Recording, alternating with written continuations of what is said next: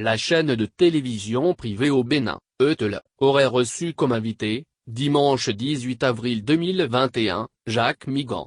Au cours de l'émission, ce soutien du pouvoir, membre du parti Bloc républicain, aurait affirmé que l'État ne doit pas avoir peur d'aller à la suspension voire à la dissolution du parti Les Démocrates au nom de la loi.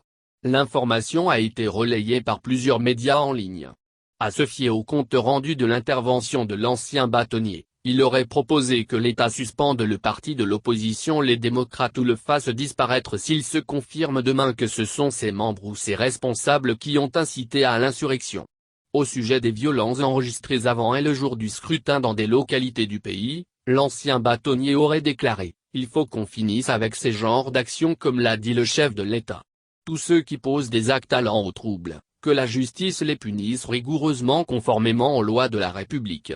L'animation de la vie politique ne passe pas par la violence. » Se prononcer sur l'actualité dans son pays, le Bénin, Jacques Migan est libre de donner son avis voire de prendre position. Il n'a pas tort de demander que la justice situe les responsabilités et punisse les auteurs d'actes de vandalisme. Mais ce qui retient ici l'attention, c'est ce flair ou cette ingéniosité subite qu'il a eue en pensant tout de suite à la dissolution d'un parti comme les Démocrates, fait rarissime dans les pays démocratiques. On se demande si depuis que le Bénin s'est engagé dans l'ère du renouveau démocratique en 1990 avec le multipartisme intégral, une telle décision radicale avait été prise. Évidemment, sous la rupture depuis 5 ans, c'est du vaincre périr et rien n'est impossible quand on le décide et surtout quand on s'y met. En ce qui concerne le propos de l'ancien bâtonnier, certains observateurs se demandent si ça n'est un lapsus ou si Jacques Migan n'est pas juste venu livrer un secret du couvent ou ce que mijotent les laboratoires de la rupture. Quand on sait que depuis 2016 les rumeurs finissent par se confirmer, n'y a-t-il pas lieu d'avoir des craintes quant à l'avenir, peut-être pas lointain, de cette formation politique?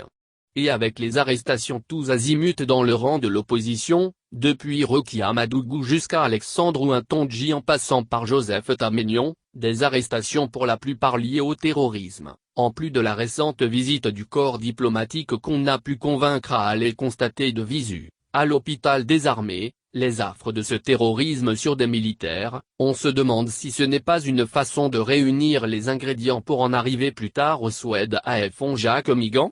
Autrement dit, cette déclaration ne frise-t-elle un agenda caché? En tout cas, 2023 n'est plus trop loin. Peut-être sans les démocrates, ça ferait à nouveau bonne affaire pour les prochaines législatives, qui sait?